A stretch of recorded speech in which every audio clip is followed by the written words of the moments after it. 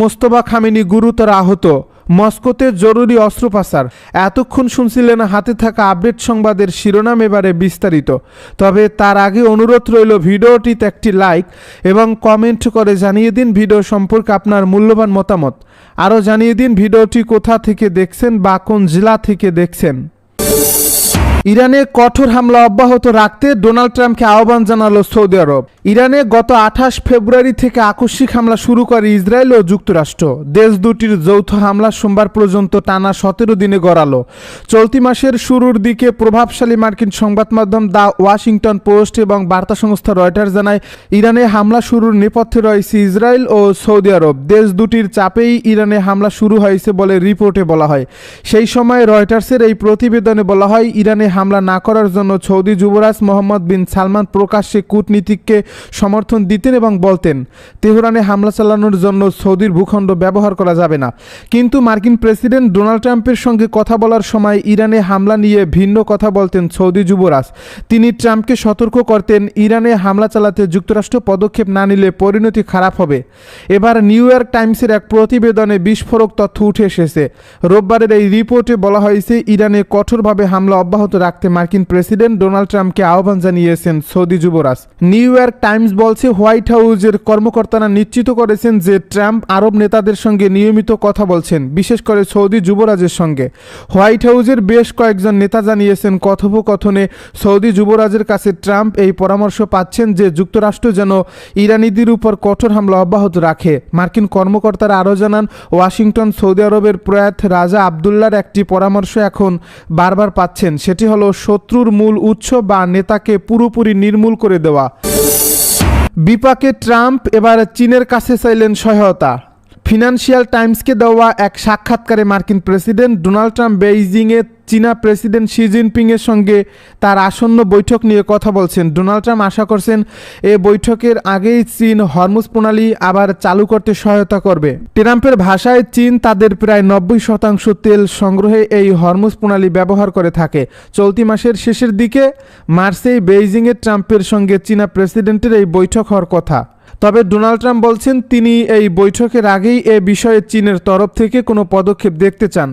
তার মতে 2 সপ্তাহ অনেক দীর্ঘ সময়। তিনি আরও জানান, এই সফর পিছিয়েও যেতে পারে, তবে এ বিষয়ে বিস্তারিত কিছু বলেনি মার্কিন প্রেসিডেন্ট।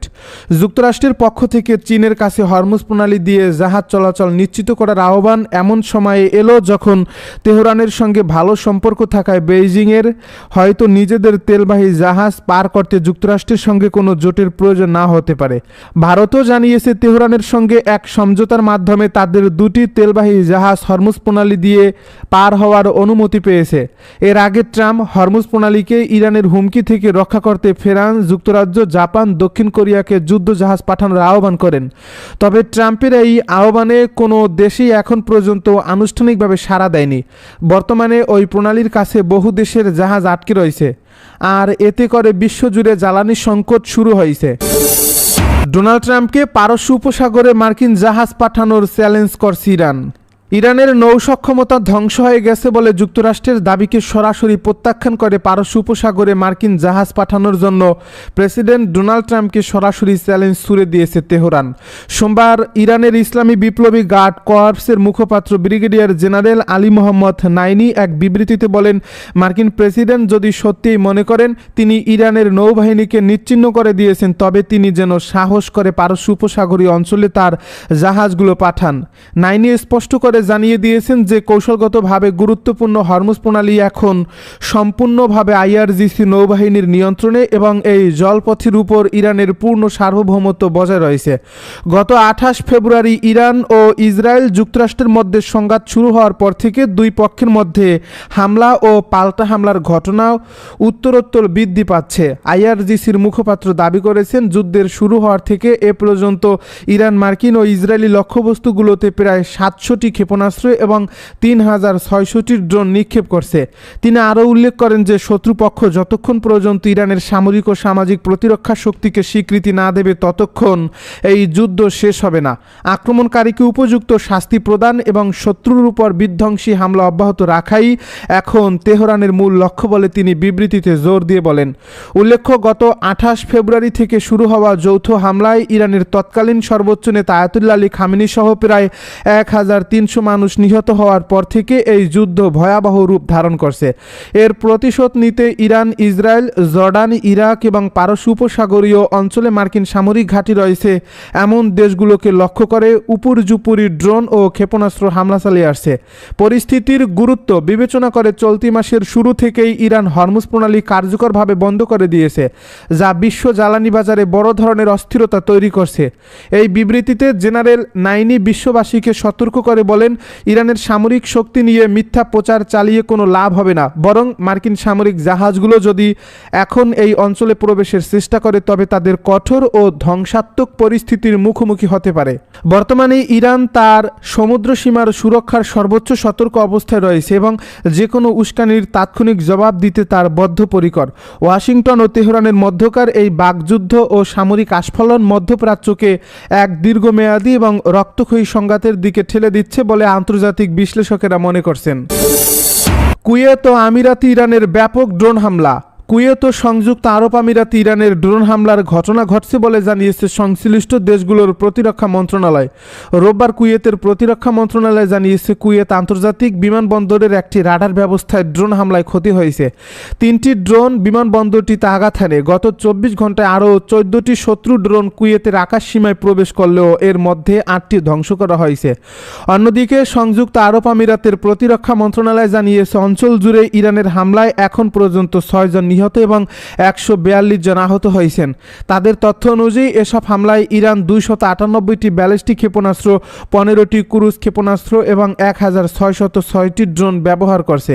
ইরান, যুক্তরাষ্ট্র ও ইসরায়েলের মধ্যে চলমান যুদ্ধের 16তম দিনে এসব হামলার ঘটনা ঘটল।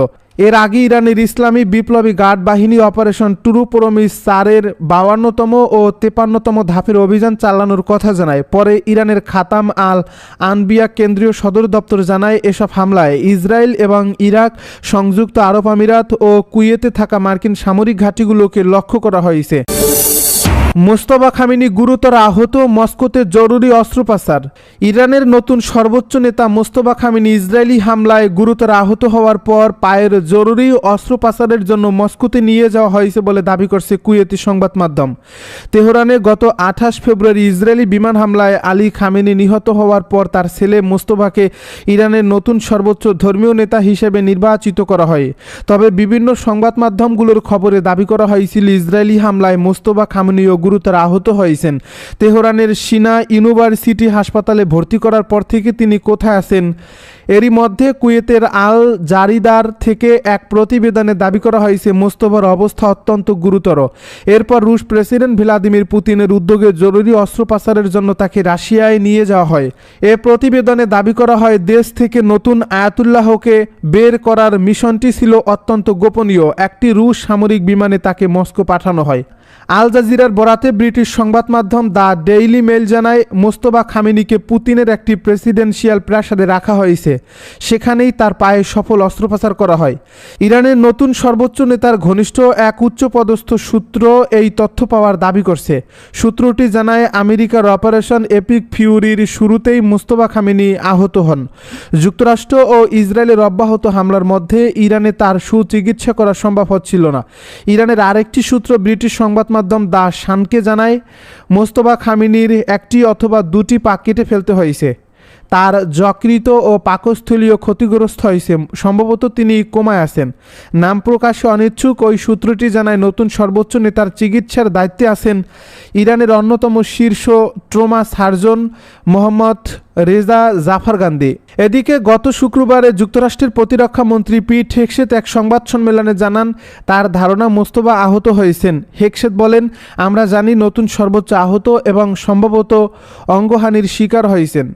মধ্যপ্রাচ্যে দখলদার ইহুদিবাদী ইসরায়েল ও যুক্তরাষ্ট্রের যৌথ হামলার শিকার ইরান। আর ইরানের ভয়াবহ আগ্রাসনে মহা বিপদে পড়েছে এই ইহুদিবাদী দখলদার দুই রাষ্ট্রটি। আমাদের হাতে এসেছে এই যুদ্ধের সর্বশেষ গুরুত্বপূর্ণ আপডেট সংবাদের শিরোনাম। শুরুতেই থাকছি ইরানে কঠোর হামলা অব্যাহত রাখতে ডোনাল্ড ট্রাম্পকে আহ্বান সৌদি আরবের। এবারে জানিয়ে দিব বিপাকে ট্রাম্প, এবার চীনের কাছে চাইলেন সহায়তা। আরও জানাবো ট্রাম্পকে পারস্য উপসাগরে মার্কিন জাহাজ পাঠানোর চ্যালেঞ্জ করছে ইরান। এদিকে কুয়েত ও আমিরাতে ইরানের ব্যাপক ড্রোন হামলা। সব শেষে জানিয়ে দিব মোস্তফা খামেনি গুরুতর আহত, মস্কোতে জরুরি অস্ত্রোপচার। এতক্ষণ শুনছিলেন হাতে থাকা আপডেট সংবাদের শিরোনাম, এবারে বিস্তারিত। তবে তার আগে অনুরোধ রইল ভিডিও